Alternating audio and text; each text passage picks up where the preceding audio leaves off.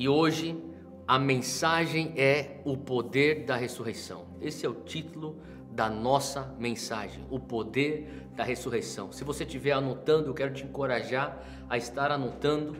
Nós temos aí algumas dimensões ou algumas características do poder da ressurreição. Muitos crentes acreditam na ressurreição dos mortos. Na verdade, é muito difícil você ser cristão e não acreditar que Jesus realmente ressuscitou dos mortos e que nós também um dia ressuscitaremos com Ele. Mas ao passo que muitos acreditam, poucos são as pessoas que conseguem entrar na palavra e mostrar por que é que eles acreditam que verdadeiramente seremos ressuscitados com Jesus. A verdade é que a ressurreição de Jesus é a nossa garantia. Se temos qualquer garantia, eu diria, a nossa maior garantia é que Jesus ressuscitou. E com isso eu já quero pular já de cara para algumas características do poder da ressurreição. A primeira característica do poder da ressurreição é que o poder da ressurreição sustenta a minha fé. Fala comigo, o poder da ressurreição fortalece, sustenta a minha fé em Jesus. Abre aí comigo em 1 Tessalonicenses capítulo 4. Eu vou ler aí do versículo 13 e também do versículo 14. Paulo diz, e nós vamos prestar atenção nessa primeira frase. Ele diz: irmãos, não queremos que vocês sejam ignorantes quanto aos que dormem ou quanto aos que morreram, para que não se entristeçam como os outros que não têm esperança. O que Paulo está dizendo é, irmãos, o nosso desejo é que vocês venham ter conhecimento acerca da ressurreição. Eu não quero que você venha a ser ignorante quanto à morte e ressurreição dos que estão em Cristo.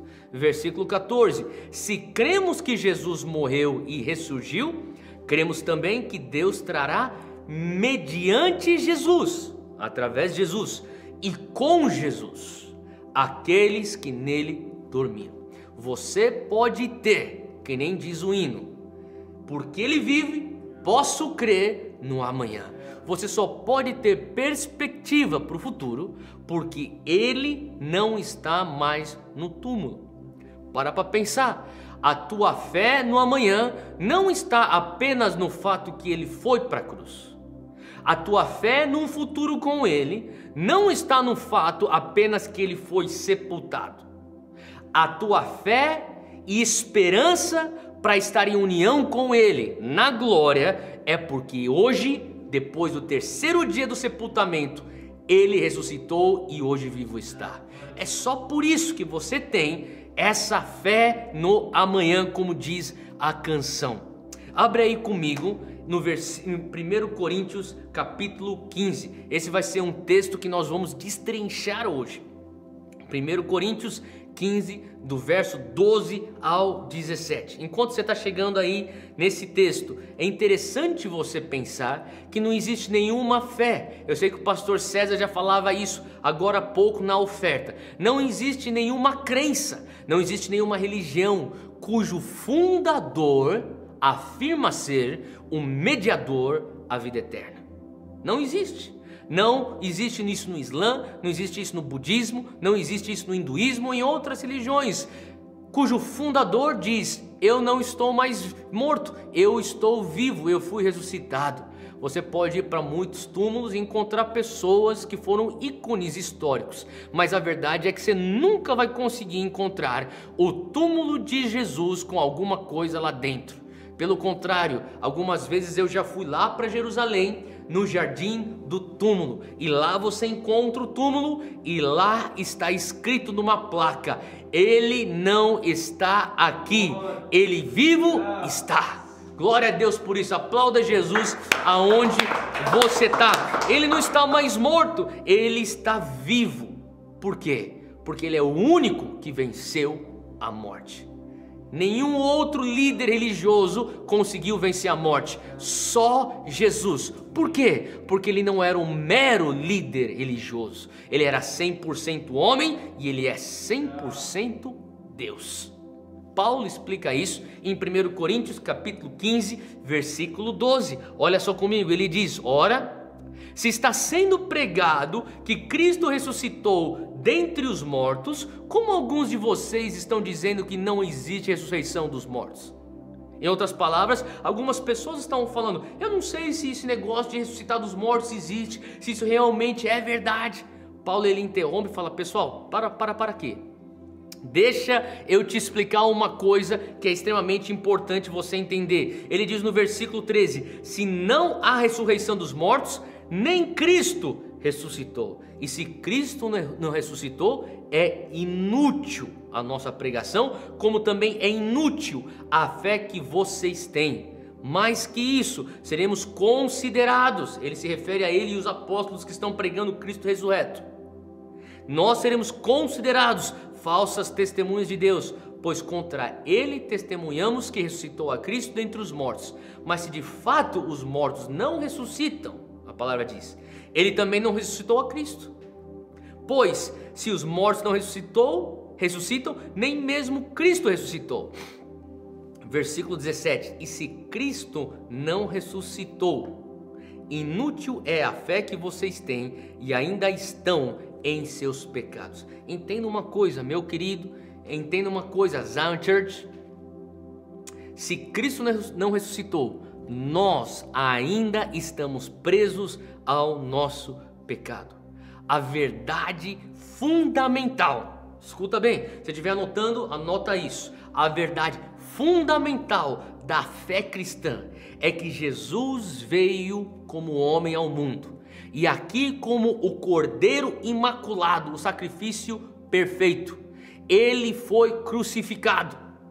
Primeira coisa, ele foi crucificado, ele morreu, ele foi sepultado e ele ressuscitou no terceiro dia. Sem a ressurreição, escute isso aqui, sem a ressurreição não há provas concretas que aquilo que Cristo veio fazer na terra, ele realmente fez. A prova que ele cumpriu a missão aqui na terra é justamente a ressurreição. E é por isso, meus queridos, que eu digo que a Páscoa, ela carrega muito mais significado do que o Natal para o cristão. É verdade. O cristão não teria uma fé se não fosse a Páscoa.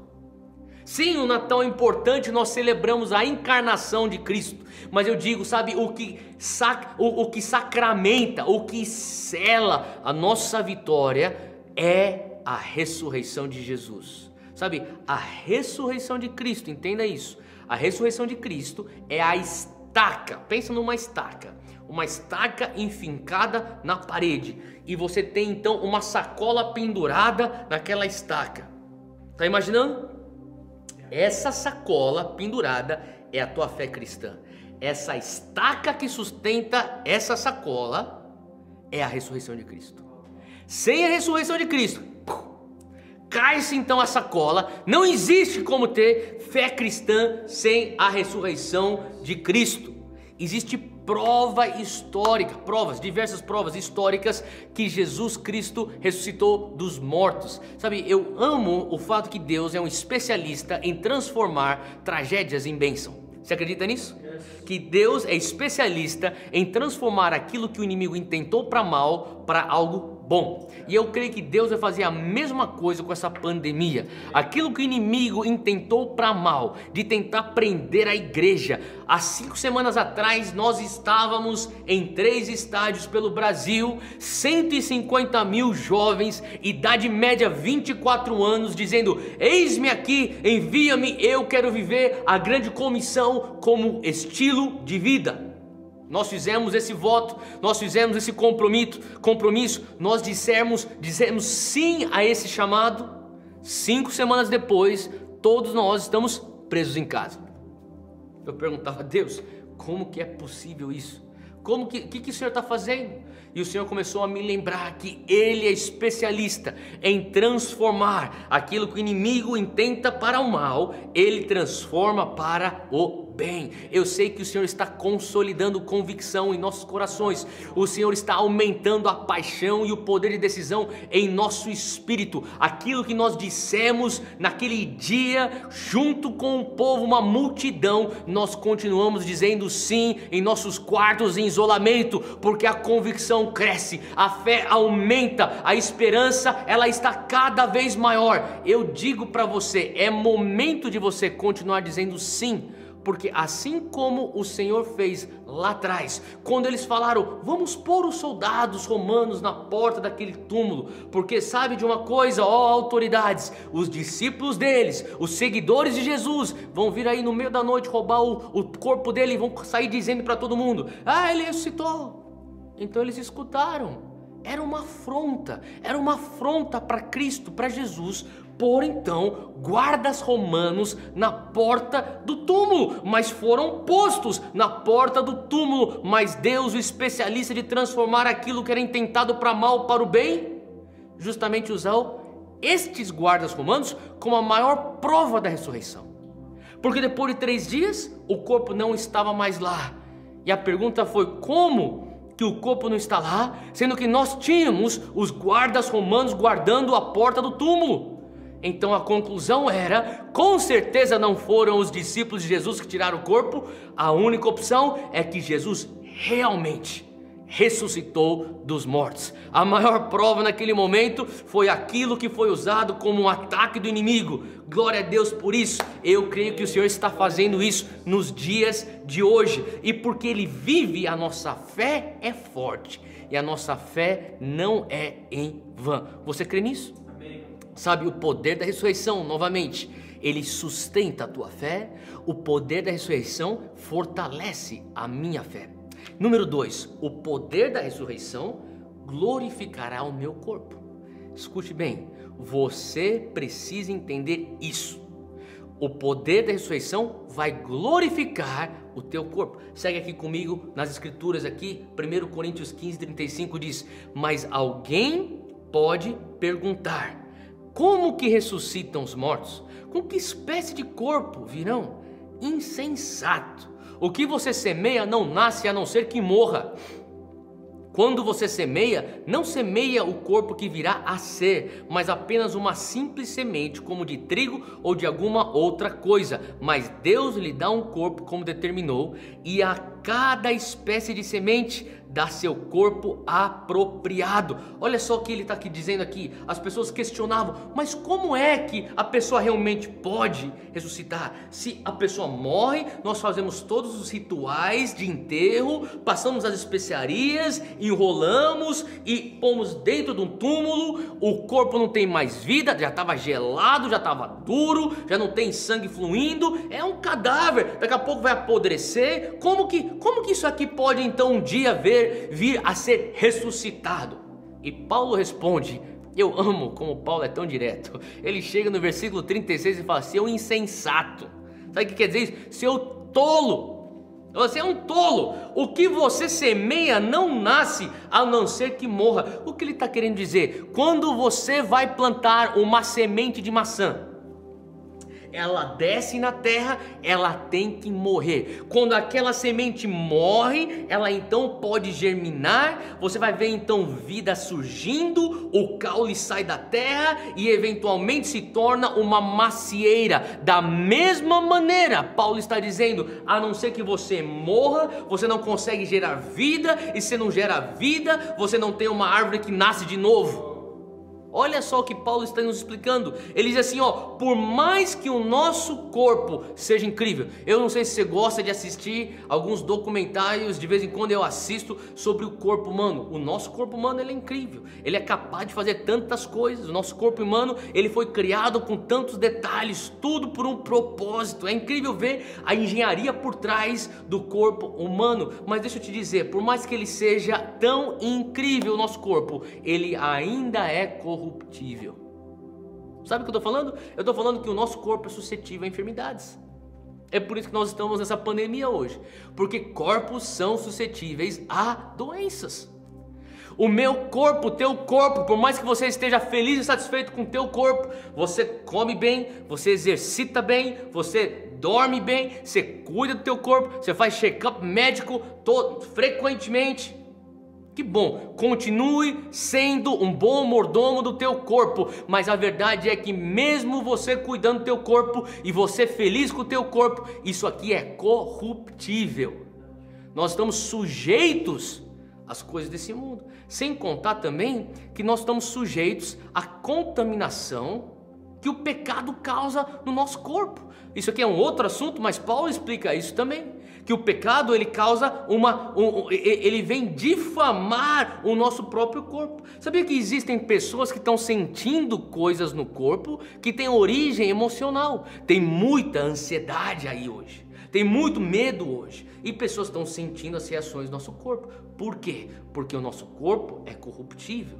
Mas entende uma coisa, no nosso corpo glorificado, quando nós entrarmos na glória, nós não teremos um corpo corruptível. Nós teremos então o corpo que está blindado. Blindado do quê? De sofrimentos. Ele está blindado de doenças. Ele é um corpo incorruptível, blindado de pragas.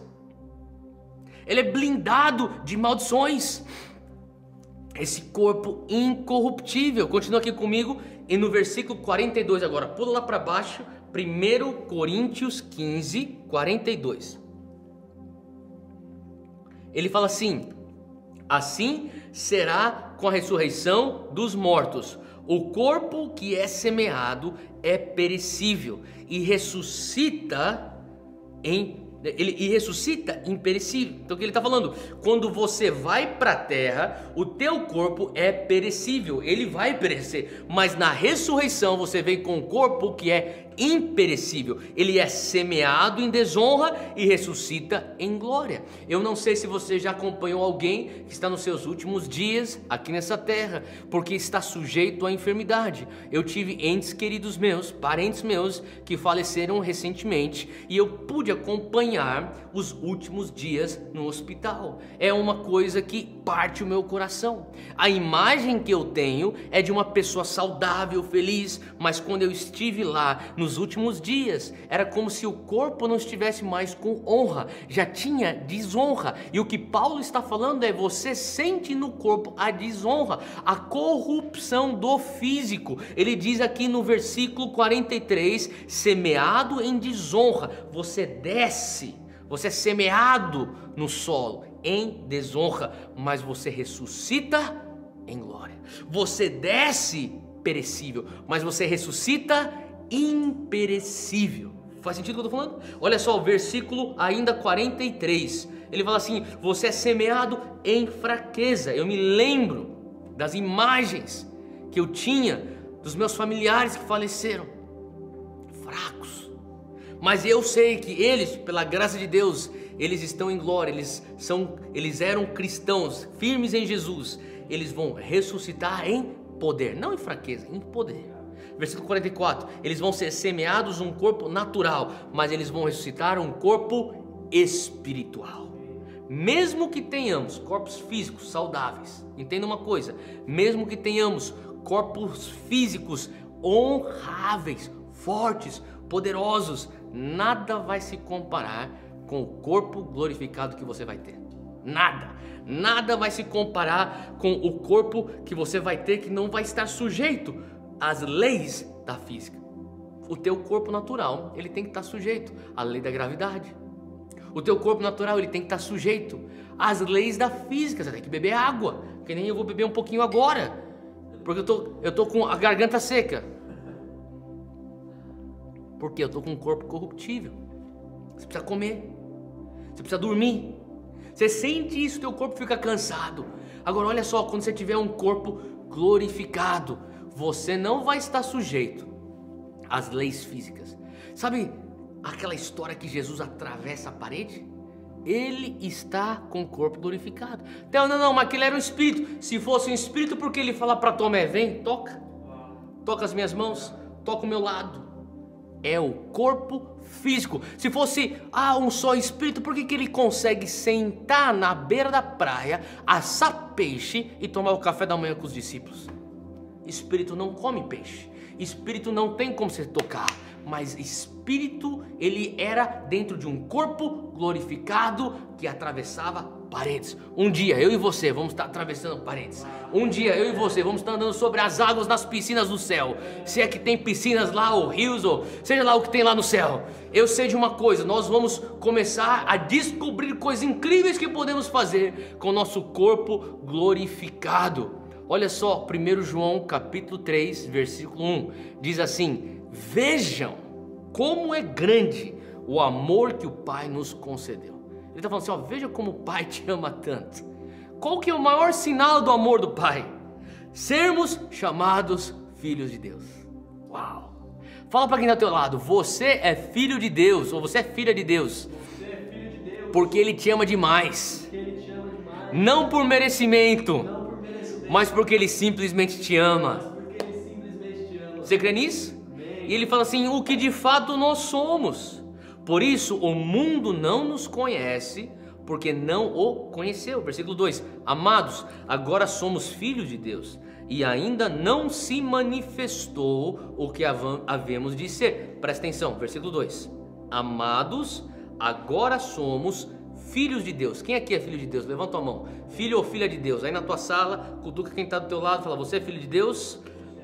Mas olha só o que a palavra diz: ainda não se manifestou o que havemos de ser, mas sabemos que quando Ele se manifestar, seremos semelhantes a Ele, pois o veremos como Ele é. Presta atenção, quando nós falamos sobre salvação, nós estamos falando da palavra sozo, S-O-Z-O, o que significa restauração, libertação, cura, salvação, redenção, tudo, propiciação dos nossos pecados, tudo, é um sentido pleno do que é salvação. Mas a pergunta é, você foi salvo? Você está sendo salvo ou você será salvo? E a resposta é, eu fui salvo, eu estou sendo salvo e eu serei salvo.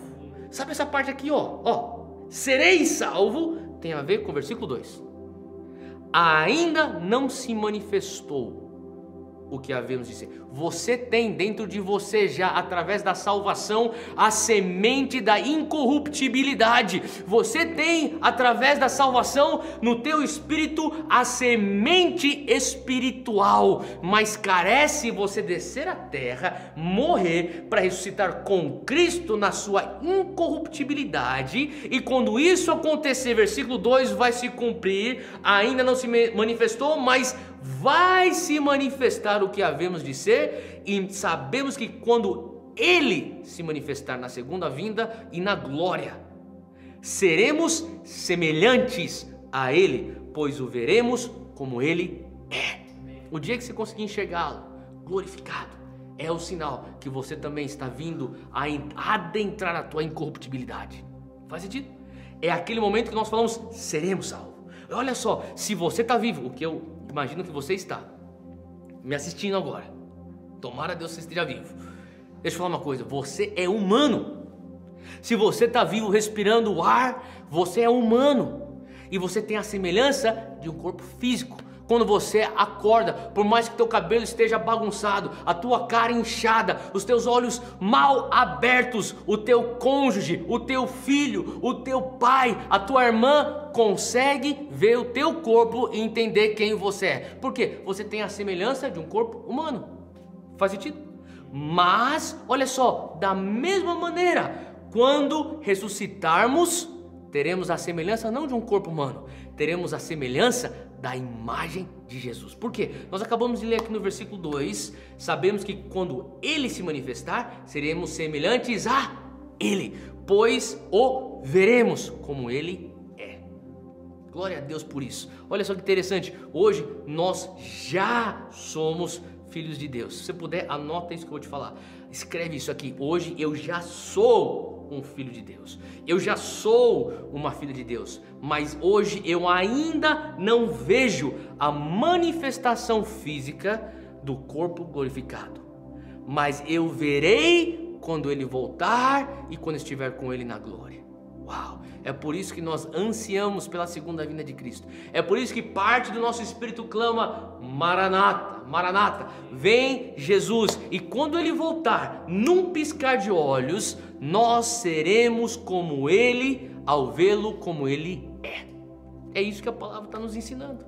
Nós teremos um corpo glorioso, nós teremos um corpo ilimitado, nós teremos um corpo incorruptível. E sabe por que isso é importante? Porque nós não vamos conseguir entrar no céu ou ter parte do céu, comunhão com os céus, se nós não tivermos o corpo incorruptível.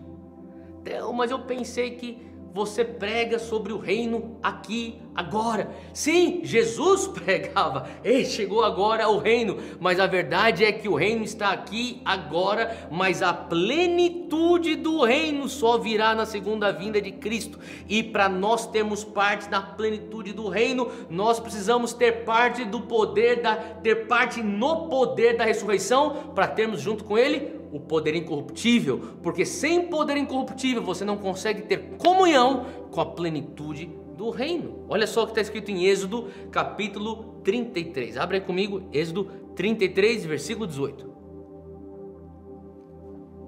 Então disse Moisés: eu peço-te que me mostres a tua glória. Fala comigo, a glória de Deus. A glória de Deus. E Deus respondeu: diante de você farei passar toda a minha bondade, e diante de você proclamarei o meu nome, ó o Senhor. Eu terei misericórdia de quem eu quiser ter misericórdia, e terei compaixão de quem eu quiser ter compaixão. E acrescentou: você não poderá ver a minha face, porque ninguém poderá me ver e continuar vivo. Sabe o que ele está falando aqui? Ele está falando assim: Moisés, se você enxergar minha face, você vai morrer. Eu quero que você venha me enxergar. Eu vou te mostrar só minhas costas. Você verá a minha bondade. Mas se eu tiver que te encarar, você não vai conseguir. Você vai provavelmente morrer no ato, lá na hora. O teu corpo corruptível não consegue conter a minha glória. Faz sentido? É por isso que é importante que você entenda que quando nós formos glorificados, nós receberemos um corpo novo, justamente para quê? Morar com Ele nos céus. Nós estaremos tendo parte com Ele nos céus, e para você ter comunhão na plenitude dos céus, na plenitude do reino, você não consegue com esse corpo. Tanto é que Moisés não poderia ver a glória de Deus, senão ele com seu corpo incorruptível, ele não aguentaria. O corpo terreno, ele não aguenta a glória de Deus, pois ele está fora do seu habitat. É mais ou menos você, um ser humano, que nem eu, tentarmos morar o resto das nossas vidas debaixo d'água. Impossível. É mais ou menos eu e você pegarmos um peixe e falar: olha, peixinho, eu vou te levar para a melhor escola, você vai ter uma cama muito confortável, você vai morar numa casa muito bonita, você vai andar num carro muito legal. O que adianta isso? Ele está fora do seu habitat. Se você envisiona as ruas de ouro, se você envisiona os portões de pérola do céu e a morada que Ele já está preparando para você, mas não entende que você tem que ter parte no poder da ressurreição, sabe de uma coisa? Você estará fora do seu habitat natural. Você não vai conseguir sobreviver. Você precisa ter parte no poder da ressurreição. Mas olha só, através do Espírito Santo, nós podemos sim, nesse momento, ter um relacionamento com Ele aqui na terra. Mas é só através do poder da ressurreição que nós teremos um corpo glorioso que vai nos possibilitar a ter comunhão plena com Ele na glória. 1 Coríntios 15, versículo 50 diz assim: irmãos, eu lhes declaro que carne e sangue não podem herdar o reino de Deus. É o que nós estamos falando. Nem o que é perecível pode herdar o imperecível. Eis que eu lhes digo um mistério: nem todos dormiremos, mas todos seremos transformados. Nem todo mundo vai morrer, mas todo mundo vai passar pela transformação. Não vão morrer todos, porque quando Jesus voltar, nem todos estarão mortos. Vão ter gente viva aqui. Versículo 52. No momento, num abrir e fechar dos olhos, ao som da última trombeta, pois a trombeta soará, os mortos ressuscitarão incorruptíveis e nós seremos transformados, pois é necessário que aquilo que é corruptível se revista da incorruptibilidade e aquilo que é mortal se revista da imortalidade. Quando, porém, o que é corruptível se revestir da incorruptibilidade e o mortal da imortalidade, então se cumprirá a palavra que está escrita: a morte foi destruída pela vitória.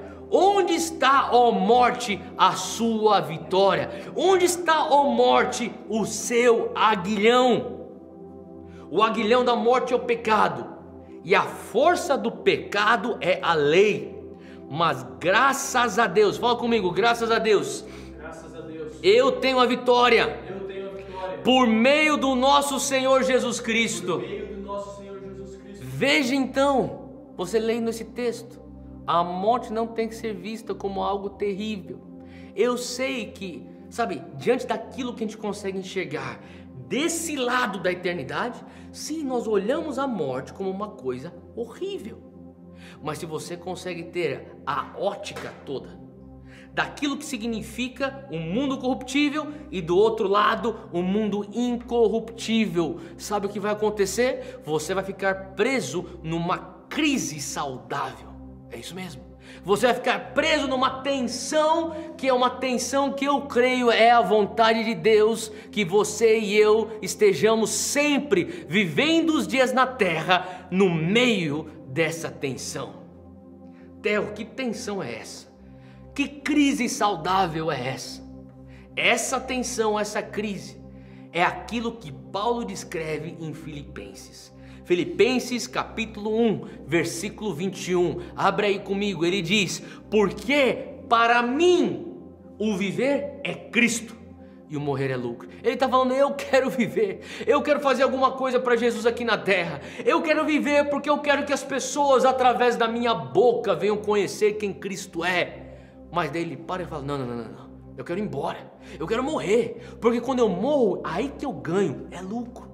Ele está numa tensão. Versículo 22, caso continue vivendo no corpo, eu terei o fruto do meu trabalho, do meu ministério, e já não sei mais o que escolher. O próprio apóstolo Paulo, eu fico pensando, se o próprio apóstolo Paulo, o autor da maioria do Novo Testamento, o maior dos apóstolos, o apóstolo Paulo, ele não sabe nem o que escolher. Eu creio que essa crise é saudável. Eu creio que esse ponto de tensão é onde Deus quer te pôr, onde Deus quer me pôr, é onde Deus quer que Zion Church esteja. Nesse lugar onde fala, Deus, nós queremos ficar aqui para viver e fazer coisas para o Senhor. Nós queremos ter aqui o fruto do nosso trabalho pelo reino. Mas ao mesmo tempo nós também ansiamos estar contigo na glória, na incorruptibilidade do nosso corpo ressurreto. Deus, morrer é lucro.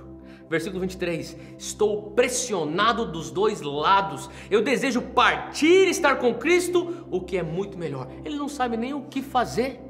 Sabe, eu creio que Deus quer nos levar para esse lugar, onde nós falamos, Deus, se o Senhor me tem aqui na terra, amém. Se o Senhor quiser me levar, amém. Eu entendo aquilo que é o big picture, o quadro maior, é a ressurreição com Cristo. E eu termino com número 3, o poder da ressurreição, ele está disponível hoje. Repita comigo, o poder da ressurreição, hoje está disponível, para a minha vida e para a minha família. Eu termino com Josué 3, abre aí comigo, Josué capítulo 3, versículo 15 diz, assim que os sacerdotes, só para trazer um contexto, Josué, ele assume a liderança do povo de Israel, depois da morte do seu pai Moisés, seu pai espiritual. E Moisés, aquele que liderou o povo de Israel a atravessar o Mar Vermelho, agora Josué tem que atravessar o Rio Jordão. Ele tem que sair dos 40 anos que eles ficaram zanzando pelo deserto e agora eles vão afastar-se da vergonha do Egito e entrar para dentro da terra prometida. E diz no versículo 15: assim que os sacerdotes que carregavam a arca da aliança chegaram ao Jordão e seus pés tocaram as águas, a correnteza que descia parou de correr e se formou uma muralha a grande distância, perto de uma cidade chamada Adã, nas proximidades de Aretã. E as águas que desciam para o mar de Arabá, o mar salgado, escoaram totalmente. E assim o povo atravessou o rio em frente de Jericó, e os sacerdotes que carregavam a arca da aliança do Senhor ficaram parados em terra seca, no meio do Jordão. Fala comigo, no meio do Jordão. No meio do Jordão. Esses caras estavam segurando, os sacerdotes segurando a arca da aliança, e eles puseram o pé na água. Assim que eles puseram o pé na água, o rio Jordão parou de fluir. Houve uma barreira das águas, secou-se então a terra, e os israelitas todos passaram em terra seca, enquanto os sacerdotes estavam no meio do Jordão segurando a arca. Um milagre, assim como a travessia do Mar Vermelho. Agora olha só o que acontece, versículo 17. Os sacerdotes carregavam a arca da aliança, ficaram parados em terra seca no meio do Jordão, enquanto todo Israel passava. Mas pula para o capítulo 4, versículo 1. Diz que quando toda a nação terminou de atravessar o Jordão, o Senhor disse a Josué: escolha 12 homens dentre o povo, um de cada tribo, e mande que apanhe 12 pedras no meio do Jordão, do lugar onde os sacerdotes ficaram parados. Fala comigo, do meio do Jordão. No meio do Jordão. Sabe o que eu vejo que Deus está fazendo hoje? O Senhor está te levando a tirar do meio do Jordão, do meio da tua crise, do meio da pandemia. Ele fala: pega aí as 12 pedras. Esses seriam os elementos da construção de um memorial. Olha só, e você vai levar essas pedras com você para o local onde forem passar a noite. Versículo 6: elas servirão de sinal para vocês. Fala comigo, sinal. Sinal. Sabe o que Deus está fazendo hoje? Ele está falando para você que está no meio do Jordão. Talvez essa crise é como um Jordão, parece uma coisa impossível de se atravessar. A palavra Páscoa, que nem eu te disse já antes, é Pessar, que significa passagem. Às vezes você pensa: Deus, como é que eu faço para passar por isso? Como que eu faço para atravessar esse Jordão? E o Senhor está falando assim: olha, é no meio. Você está se sentindo hoje no meio disso. Pega as pedras, as 12 pedras. Quais são essas 12 pedras? Quais são os sinais? Quais são os memoriais? Essas palavras que Deus está te dando para você construir um memorial, para você nunca se esquecer. Só que esse memorial tem que ser recolhido do lugar onde você está, do meio da tua pandemia, dessa crise. Ele diz aqui no versículo 6: e quando no futuro seus filhos lhe perguntarem o que significam essas pedras, respondam que as águas do Jordão foram interrompidas diante da arca da aliança do Senhor. Eu creio que Deus quer interromper o fluxo da crise enquanto você põe a arca do Senhor, a presença dele, no meio da tua casa. Você crê nisso? E do lugar aonde os sacerdotes ficaram parados, levem-nas com vocês para o lugar aonde versículo 7. Essas pedras serão um memorial perpétuo para o povo de Israel. Eu tenho aqui que continuar aqui, versículo 19 de Josué 4. Diz: no 10º dia do primeiro mês, o povo subiu do Jordão e acampou aonde? Fala comigo, Gilgal. Na fronteira leste de Jericó. E em Gilgal, Josué ergueu as 12 pedras tiradas do Jordão. Você sabia que a palavra Gilgal, ela tem o significado no hebraico de rolar uma pedra? Sabe, que nem aquela pedra que fica na frente do túmulo. O Gilgal é a pedra sendo rolada, porque o Gilgal representa o poder da ressurreição. O que é que eu estou querendo dizer aqui? Vem aqui o versículo 20. E em Gilgal, Josué ergueu as 12 pedras tiradas do Jordão.